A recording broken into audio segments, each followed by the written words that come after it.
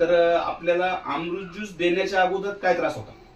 त्रास तसं कॅन्सरचा होता, लंग्स कॅन्सर आणि थोडं डायबिटीस आणि बीपी.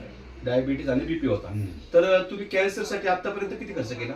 25 लाखापर्यंत गेलं होतं. 25 लाखापर्यंत खर्च केला. आणि शुगर तुमची किती होती? शुगर त्या टायमाला 200च्या आसपास असायची आणि हे औषध घेतल्यानंतर आली खाली 200च्या आसपास. आसपास शुगर होती. तर आता तुमची शुगर किती? आता चेक केली मी, जेवणाच्या आधी 105, हा. जेवल्यानंतर 130, 28-30 म्हणजे आता तुमची sugar normal range normal range लागली. तर बघा मित्रांनो, तर ह्या काकांना आपण अमृत ज्यूस देण्याच्या अगोदर जो त्रास होता, त्यांना लंगचा कॅन्सर होता, शुगर होती आणि बीपी पण होता. त्यांचा आज बीपी पण नॉर्मल झालेला आहे आणि शुगर पण नॉर्मल झालेली आहे. पोटाचे विकार थांबले. पोटाचे विकार पण त्यांचे थांबलेले आहे. आणि डॉक्टरांनी तुम्हाला काय सांगितलं आता तुमच्या